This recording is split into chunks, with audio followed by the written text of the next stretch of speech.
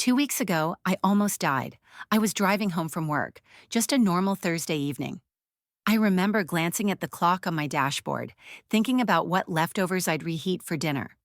The next thing I knew, a blinding flash of light struck from my left side.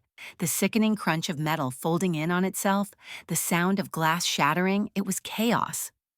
A car ran a red light and slammed into me with enough force to flip my vehicle onto its roof. Everything after that was a blur of sirens, pain, and darkness. When I came to in the ER, I couldn't breathe properly. My side was burning, and I felt like something inside me had broken. And I was right. The doctors later told me I had internal bleeding, 2 cracked ribs, and a severely damaged leg. I needed emergency surgery, and they weren't sure I'd make it through. But I did. After surgery, I spent the next week in a hospital bed trying to recover, physically and emotionally. I couldn't sit up without pain shooting through my chest. My leg was wrapped in thick bandages suspended slightly above the bed. I couldn't move much, but I could think. And all I could think about was one thing. Where were my parents? I'm 32. I live independently. I work as a project manager for a mid-sized IT firm. I don't ask my parents for much anymore. But I'm still their daughter. I'm still their child. And I truly believed that if anything ever happened to me, if I were lying in a hospital bed hooked up to IVs and monitors, they'd be there. But they weren't. Not the first day, not the second, not the third. It wasn't until 4 days after the accident that I got a single text from them. 4 days. And before you ask, yes, they knew. The hospital contacted them immediately. They're listed as my emergency contacts. A nurse even told me she spoke directly with my mom and dad and said they didn't seem too concerned. Like I had just sprained an ankle, not undergone emergency surgery for life-threatening injuries. That broke something in me. Still, I tried to give them the benefit of the doubt. Maybe they were overwhelmed. Maybe they didn't know what to say. Maybe they'd show up any minute. So I waited. I texted them from my hospital bed, once every few hours, just simple messages. Hey, I'm in the ICU now. Doctors say I might be discharged in a week. It'd be nice to see you? Nothing. Each hour that passed made the silence heavier. I wasn't expecting them to sleep overnight at the hospital or bring balloons and flowers. I just wanted my parents to show up, to sit next to me, to ask me if I was okay, to care. Instead, I stared at the white ceiling tiles, wondering how I could survive something so traumatic and still feel this invisible. I was lucky enough to have a few friends visit. One even drove 3 hours from out of state, but no parent, no sibling, just silence from the people who raised me. And then, on the 6th day, a family friend dropped by. She was sweet, trying to be supportive, making conversation. And then she said something that made my blood run cold. I bet your parents were so proud at Roman's award ceremony. She smiled. Award ceremony? I blinked. What award ceremony? She looked confused. Didn't you hear? Roman got recognized by his company this week. It was a big thing. Your parents flew out to attend. That was the moment it hit me. They didn't come because they were too busy celebrating my brother. I lay in that hospital bed with broken bones and a stitched-up body, and my parents chose to be somewhere else, somewhere better, somewhere where they could cheer for their golden child while ignoring the one who almost died. And just like that, the pain in my chest wasn't from my ribs anymore. It was heartbreak, pure, cruel heartbreak. My name is Madison, and after lying alone in that hospital bed for 6 days, watching the door like a child waiting for a parent who never comes, I finally stopped hoping. I had told myself that maybe my parents were overwhelmed or too far away or just needed time. But learning that they hadn't even tried, learning they were across the country at my brother Roman's award ceremony, hit harder than the car accident itself. I was in surgery. I almost died. But they couldn't miss a photo op with their golden son. They didn't even text me until day 4, and even then, it was cold. A generic, hope you're okay, we'll check in later. No call, no we love you. Just words that felt like obligation, not affection. Still, on day 7, they finally showed up. I remember the moment vividly. I had just returned from a slow, painful walk with a nurse, trying to learn how to balance on crutches while my cracked ribs screamed at every breath. When I opened the door to my room, there they were, sitting side by side, holding a bouquet of store-bought flowers like props. Mom smiled too brightly. Dad stood, clearing his throat like we were meeting for lunch. It felt off. Everything felt off. They didn't rush to hug me. They didn't ask about my pain, the surgery, the nightmares I'd had each night since the crash. Instead, Mom sat down next to my bed and asked, "How are you feeling, sweetie?" Not in the way a mother would when her daughter nearly died, but like she was rehearsing for a role. Her eyes were distant, her hands too still. I stared at the bouquet. Lilies. I hate lilies. "Cut to the point," I said, my voice low. "You didn't come because you were at Roman's ceremony. You didn't text me for days, and now you're here, so why?" They looked at each other, a flicker of discomfort passing between them. Then Mom's eyes welled up with tears. "Roman's in trouble," she whispered. That's when the pieces fell into place. My brother, the brilliant, charming, always adored son, was facing criminal charges. He worked for a major financial firm, and apparently, an internal investigation had exposed a massive fraud scheme. Roman was accused of embezzlement, wire fraud, and falsifying financial records for over a year, and now he was in jail awaiting trial. My parents didn't come to support me. They came because they needed something. "We already used most of our savings for his legal team," Dad said quietly, avoiding my eyes. "We need help posting his bail." Silence. They came to me, not to apologize, not to check on my broken ribs or the stitches down my leg, but to ask for money. "You want me," I said slowly. "Your afterthought of a daughter who could have died last week, to bail out the son you skipped my hospital stay for?" Mom reached for my hand. "It's not like that." I pulled away. "It's exactly like that." I was still in pain. I could barely stand without gasping. My leg throbbed and my chest felt like it might split with every breath. And yet my parents were looking at me like a bank account, a convenient backup plan. I don't remember much after that.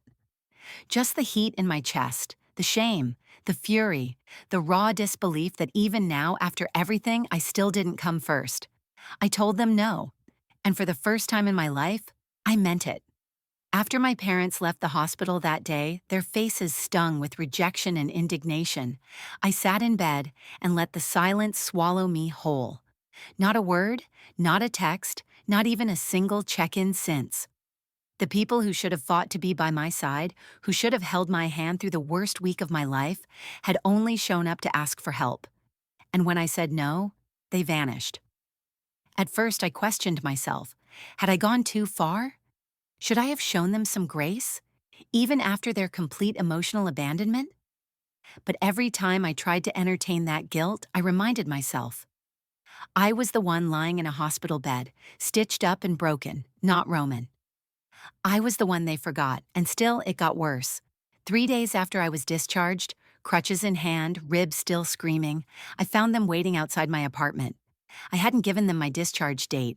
They must have called the hospital, begged someone, or manipulated their way to that information.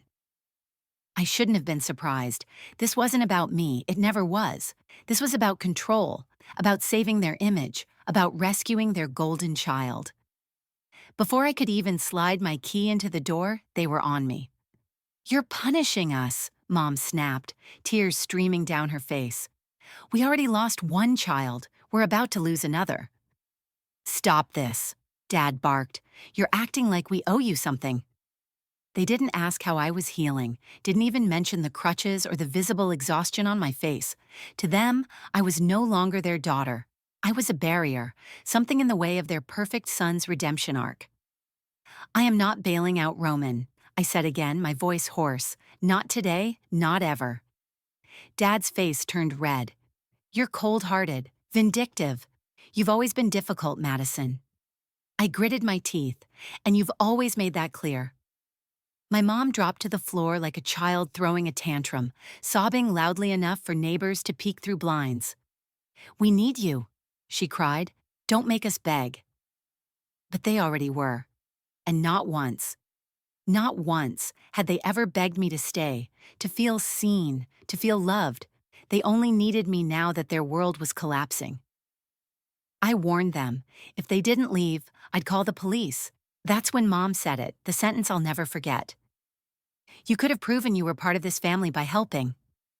So that was it. Not the birthday cards I never got, not the honor roll certificates they threw in a drawer, not the nights I cried alone while Roman got the hugs and the praise. None of that made me family. Helping bail out their criminal son did.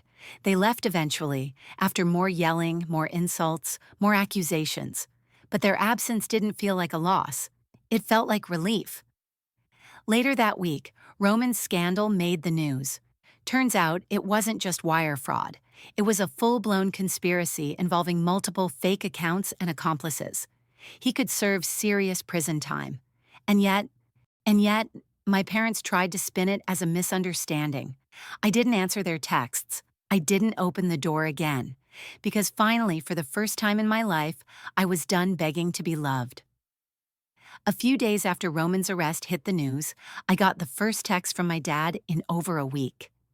"You've made your point, but we need your help, just this once." For the family, I didn't respond. The next day, there were more messages, then missed calls, then voicemails. One after another, they all carried the same pleading tone, drenched in guilt tactics.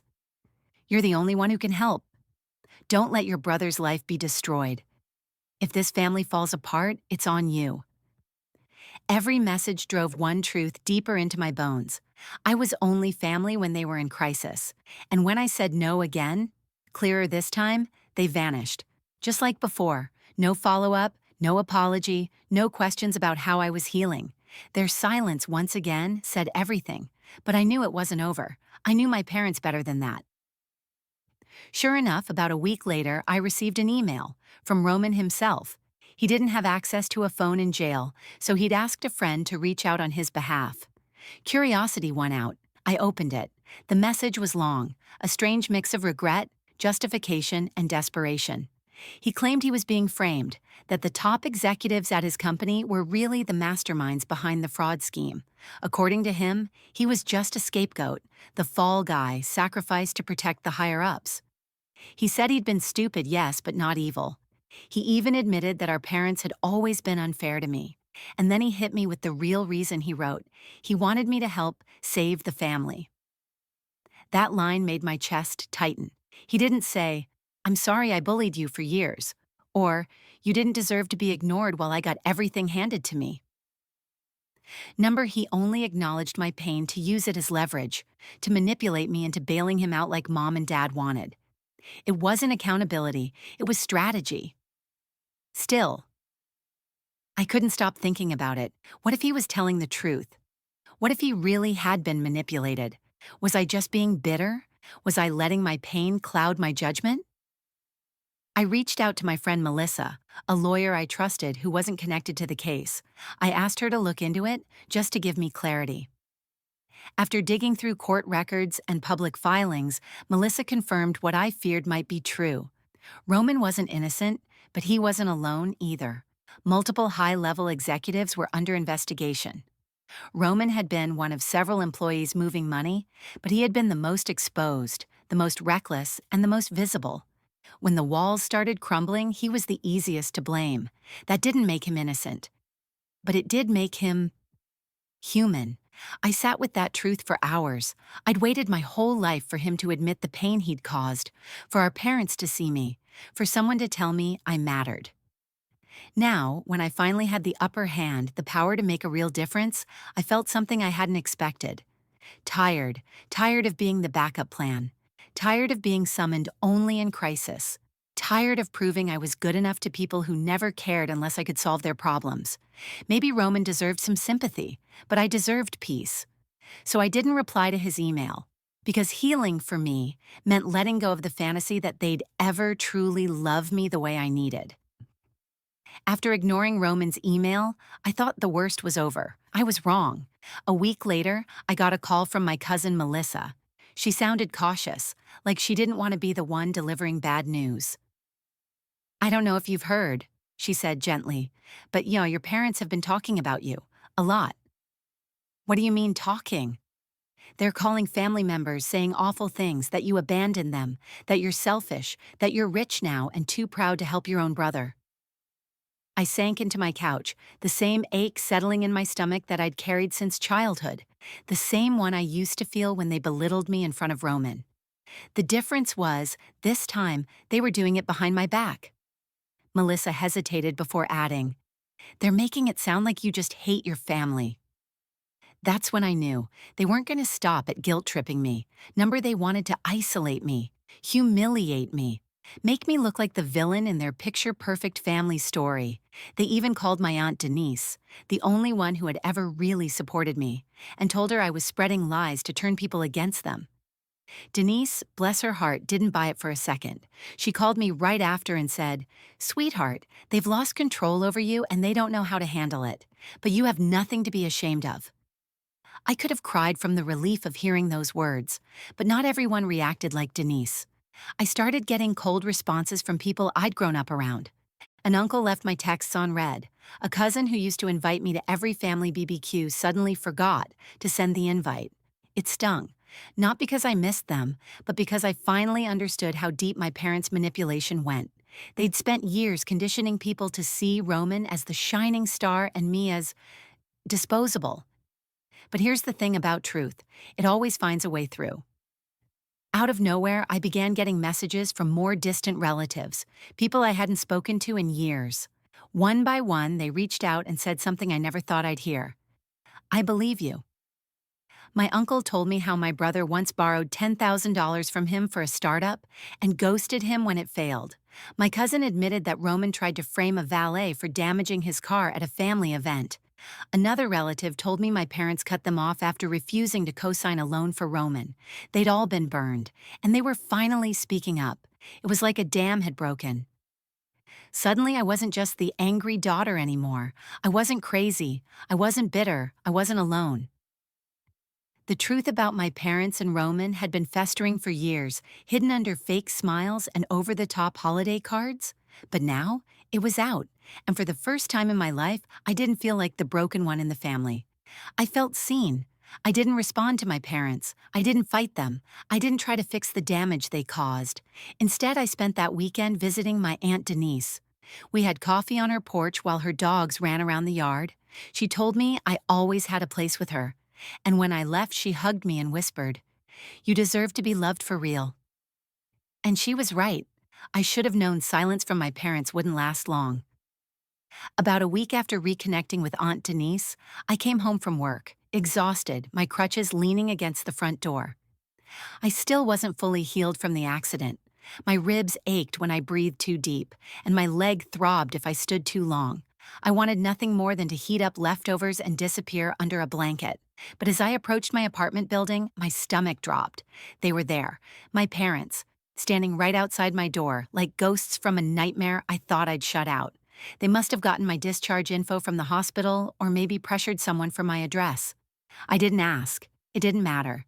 As soon as I turned the corner and they saw me, they pounced, like nothing had happened, like they hadn't ignored me in a hospital bed while I almost died. "Sweetheart," my mom started, stepping toward me with a forced, trembling smile. "We were worried." My dad didn't even pretend.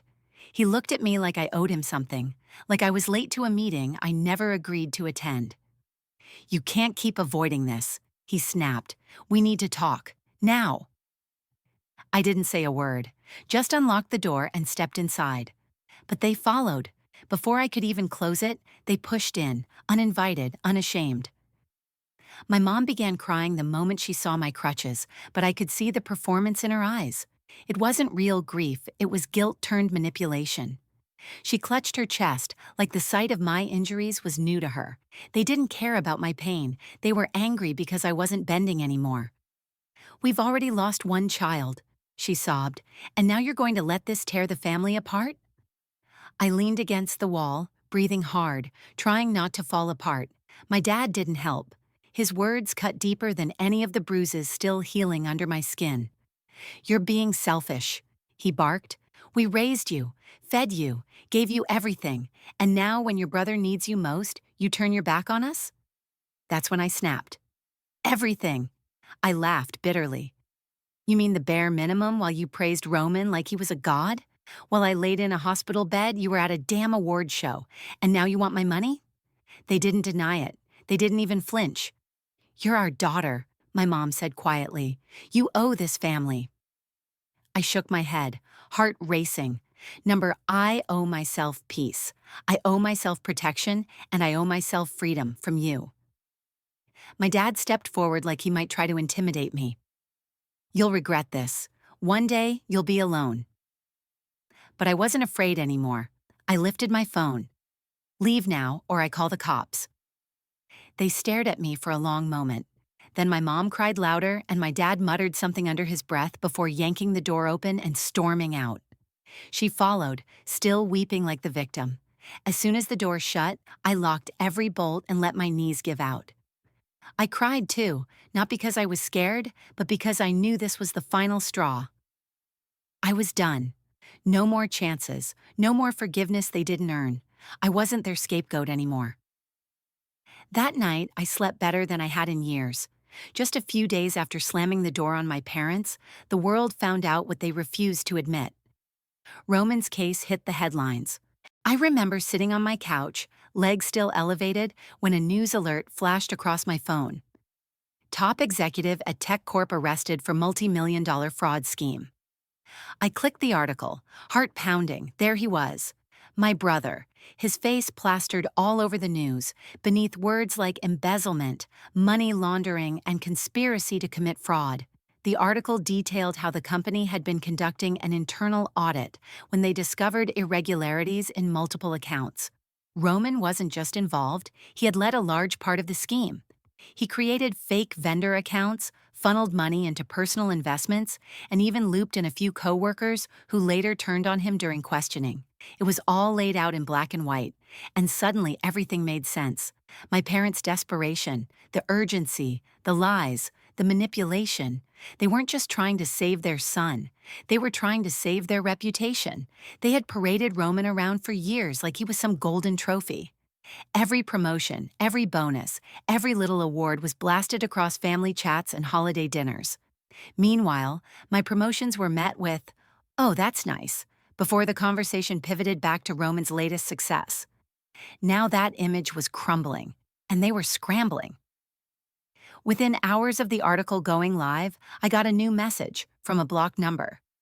It was my mother. Of course it was. "We're under a lot of pressure," she wrote. "Please, if there's anything you can do to help Roman right now, we'd be forever grateful." No apology, no acknowledgement of my hospital stay or the days they ignored my texts while I bled and recovered alone. Just more pleading, more expecting. Later that day, a second message came, this time from my dad. "We know things haven't been perfect, but Roman is family. If we don't help him now, his life is over. Please. This isn't just about him. It's about keeping the family whole." That phrase, keeping the family whole, hit like a slap, because what they really meant was, keep our lies intact. Keep up the illusion that Roman was the flawless son and that we, the parents, were blameless. But I wasn't buying it anymore. I didn't respond. Instead, I saved the messages, just in case, and put my phone away. I knew silence would sting more than anything I could say. That night, I got a call from Aunt Denise. "You okay?" she asked gently. "I saw the news. Everyone's talking about it." I nodded, even though she couldn't see me. "I'm okay. Actually, I think I'm finally breathing for the first time in years." She paused before replying, her voice soft. "You should know. Not everyone in the family bought into your parents' version of the story. Some of us saw it. We just didn't speak up." It was the first time someone from my family openly admitted it. The favoritism, the silence, the damage. We ended the call with her saying she was proud of me, for standing up, for walking away, for not cleaning up their mess. And for the first time in a long time, I believed her. I wasn't the black sheep. I was the survivor. I knew silence wouldn't last long. 2 days after the article went viral and the messages stopped, I opened my front door to grab a package, and there they were. My parents, they didn't call, didn't ask. They just showed up, standing awkwardly in front of my apartment building, like they hadn't ignored me while I was in the hospital or demanded I save their golden son. I froze. My stomach turned. My dad was the first to speak. We didn't know who else to turn to. And my mom, trying to soften the moment with that strained smile she always used when she wanted something, chimed in. "We miss you, sweetheart. We just want to talk." It wasn't grief on their faces, it was desperation. I should have closed the door. I should have told them to leave. But some small part of me still clung to that childlike hope that maybe this time they were here because they cared about me. I let them in. The second they sat down, my father got to the point. "Roman's bail has been raised. We thought maybe you'd reconsider, just this once." I didn't even get a chance to speak before my mother added, "We're drowning." Between the legal fees and the money we borrowed, we're going to lose everything. We used the house as collateral. My throat went dry. I felt heat rise to my face. Not from guilt, but fury. They hadn't come to check on my recovery or to finally say they were sorry for abandoning me. They were here because they'd run out of options. Because I was their last resort. Not their daughter, just a safety net. "Let me get this straight," I said slowly. "You ignored me after my car accident. You didn't even call. You chose Roman's award over me almost dying. And now that he's facing charges, you show up because you need saving?" My mom's face crumpled. "He's your brother." "Number, he's your son," I snapped. "And your favorite one at that. You've made that clear for 32 years. They sat in silence. For a brief second, I wanted to scream, to unload every ache I'd swallowed since I was a child. But I didn't. I stayed quiet, let the weight of what they had done sit in the silence. My father stood. "We thought you'd changed, that maybe now you'd finally understand what family means." "No," I said firmly, standing too. "You never understood what family means. You taught me that love is conditional, that I only mattered when I could be useful. Well, I'm done playing that role." My mom reached out, tears in her eyes. "Please." I stepped back. "I needed you, in a hospital bed, alone, and you didn't show up." I opened the door, and this time I didn't let them linger. "Don't come back, not unless it's to apologize without asking for something in return." They didn't say a word as they walked out. I watched from the window as they got into their car and drove off, leaving me in the quiet hum of a still apartment. And for the first time, it felt like my home. No ghosts, no shadows of favoritism, just me and peace. It was just 3 days after my parents showed up at my door that he came, Roman. I was returning from a doctor's appointment, hobbling up the last few stairs with my crutches, when I saw him sitting on the floor in front of my apartment door. Hoodie pulled over his head, red eyes, tear-streaked face. "Jonah." He stood as soon as he saw me, voice cracking. "Please, just hear me out." I froze. I hadn't seen him in months, maybe longer, and the last memory I had of him was a news article detailing fraud, embezzlement, and betrayal. My own brother, the golden child, now looked nothing like the polished executive I remembered. He looked wrecked, broken, but I wasn't ready to forget everything. "I don't know what you're doing here," I said cautiously, unlocking the door without inviting him in. "But I've got nothing to say to you." He stepped forward. "Please, just 5 minutes. I messed up. I know that now."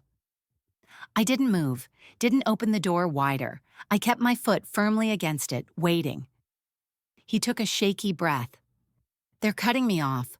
Mom and Dad, they're blaming me for all of it. The money, the scam, the embarrassment. They're saying I ruined their lives." I looked at him, stunned. "So, what, now that you're the black sheep, you suddenly understand what that feels like?" He flinched. "Yes and no, I didn't get it, not really, not until now." "Roman," I said flatly, "you made my life hell for years. You bullied me. You took everything, every ounce of attention, every ounce of love, and you used it like a weapon." "I was a kid," he whispered. "I didn't know what I was doing." "You were still doing it at 20, I snapped. "At 25, you're 30 now." He looked down at his shoes, breathing heavily. "I know, I can't undo it. But I didn't come here expecting forgiveness, He looked up at me again, desperate. "I don't have anywhere else to go. No one will talk to me. They think I'm a monster." I looked at him, and for a brief moment I didn't see my brother. I saw a scared little boy, Not the one who stole my birthday presents or made fun of my voice or laughed when I cried. Just a broken human being who had finally realized he wasn't invincible. Jonah, I miss having a brother. That hit harder than I expected, but I couldn't ignore everything he'd done.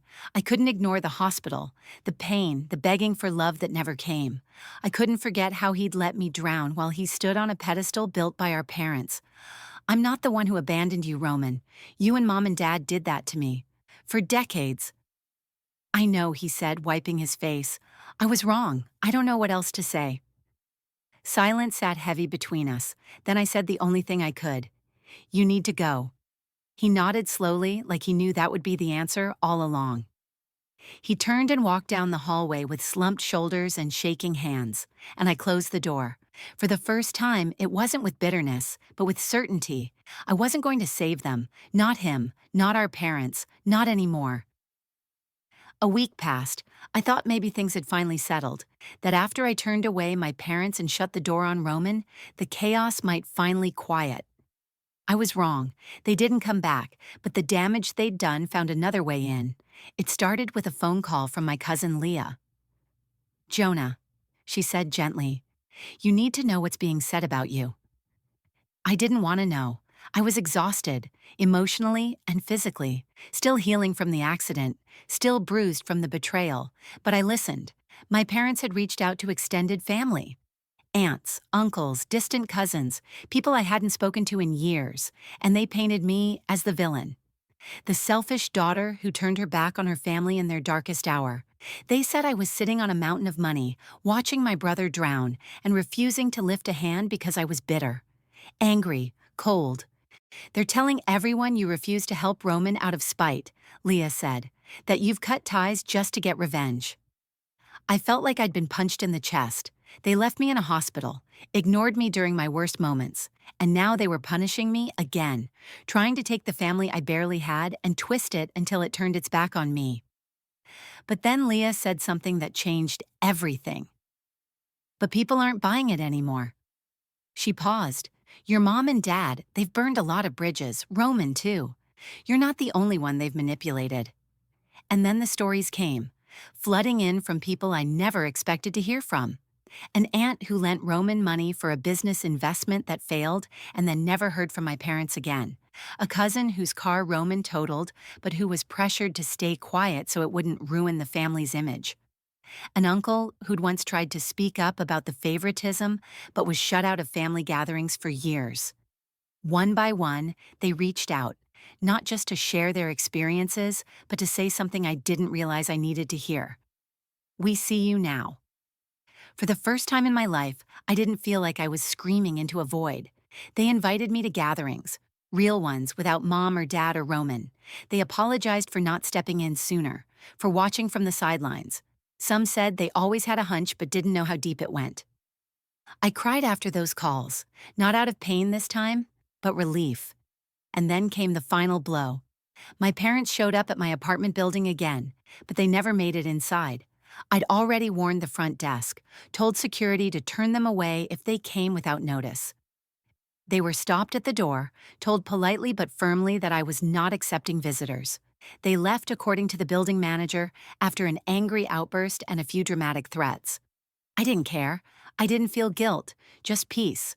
I've blocked them on everything, every platform, every number, even Roman. I'm done. Not because I hate them, but because I finally understand what love isn't. Love doesn't guilt you into giving up everything. It doesn't ignore your pain, then expect you to sacrifice for someone else's. Love doesn't show up only when it needs something. I'm 32 years old, recovering from an accident that nearly killed me, but for the first time, I feel alive. I chose myself, and I'll never go back. It's strange how silence can feel like both a weapon and a gift. After I cut off my parents for good, I braced myself for retaliation. I thought they'd keep pushing, keep guilt-tripping, keep trying to twist the story, but instead, they vanished. No texts, no emails, no surprise visits. It was as if I no longer existed to them, and for the first time in my life, that didn't terrify me. It gave me room to breathe. But what came next? That I never saw coming. It started with a Facebook message from my Aunt Teresa, Dad's cousin. We hadn't spoken since I was a teenager. She said she'd heard what happened and just wanted to check in. I didn't expect anything from the conversation, but we ended up talking for hours. About my accident, the way my parents had always treated me, and how alone I'd felt for so long. Then she told me something that shattered me in the best possible way. She said, "We always noticed Jonah. We just didn't know how to help. She wasn't the only one." Word had spread, first through Leah, then through quiet phone calls and whispers at family gatherings. Apparently, my parents had been burning bridges with other relatives for years, using Roman as a trophy, shutting out anyone who dared question their parenting, manipulating people into silence. I wasn't the only one they discarded. I was just the one who finally said no. Emails started coming in. Cousins I hadn't seen in years reached out to share their own stories. A few told me about falling out with my parents over money, or how they were cut off just for choosing not to praise Roman. One even said, "I thought I was the only one they pushed away." Suddenly, I wasn't an outcast. I was part of a hidden network of people who'd also been mistreated or overlooked. A support system I never knew existed.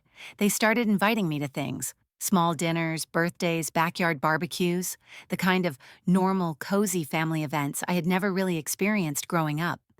The first time I walked into one of those gatherings, I almost turned around at the door. I felt like an imposter, like I didn't belong. But someone handed me a drink. Someone else asked me about my job. A cousin's toddler grabbed my hand to show me her toy bunny. And just like that, I was part of something. These weren't the people who ignored me when I was stuck in a hospital bed. These weren't the people who saw me only as backup for Roman. These were people who saw me, really saw me, for who I was. I realized that I didn't need the family I was born into to feel like I had one. Sometimes family isn't who shares your DNA, it's who shows up when it matters. I won't lie and say I'm completely healed. There are days when I still feel the sting of everything my parents did. The loneliness, the rejection, the years of trying to be enough. But there are also days now where I laugh so hard at family cookouts that I forget I ever cried alone in a hospital bed. Days where I realize I'm building a life that doesn't revolve around their approval.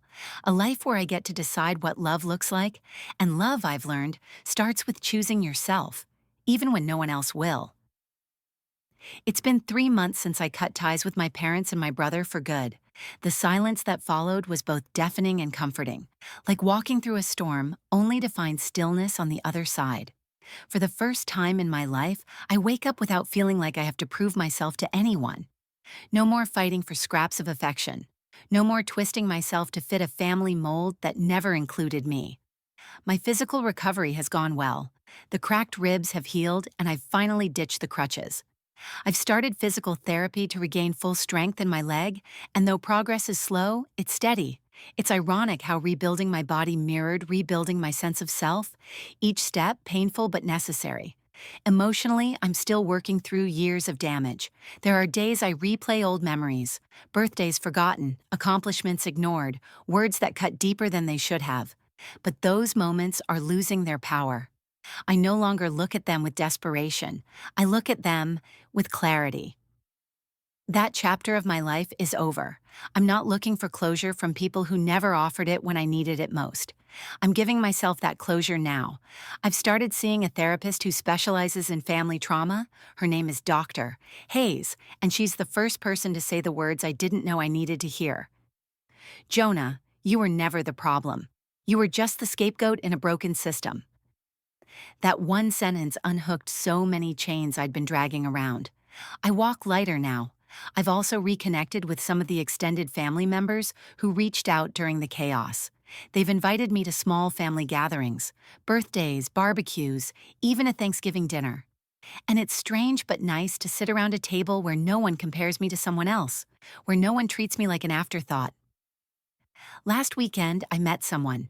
Her name is Danielle. We bumped into each other at a bookstore, literally. She was carrying a stack of mystery novels and ran right into me. We laughed, we talked, we grabbed coffee. There was something different about the way she listened. No judgment, no fixing, just presence. And maybe it's too soon to tell where it'll go, but for now, it's enough. My parents haven't reached out again. Not since I blocked them and made my boundaries clear. A part of me still wonders if they ever will. But if they do, I know what I'll say. Or rather, what I won't. I don't owe them another conversation, not after how many they ignored when I needed them most. As for my brother, he's serving his reduced sentence thanks to that last-minute cooperation deal. I hope prison teaches him what privilege never could: accountability. But I'm not waiting for redemption or apologies. I'm done waiting. I'm living. This story doesn't end with reconciliation because not all wounds close that way. Sometimes healing means choosing yourself, even when it makes you feel like the villain in someone else's version of the story. I've learned that family is more than DNA. It's who shows up when you're broken, who hears you when you don't know how to speak, who values you for existing, not for what you can give. I used to think I needed my parents' love to be whole. Turns out, all I needed was to love myself enough to walk away.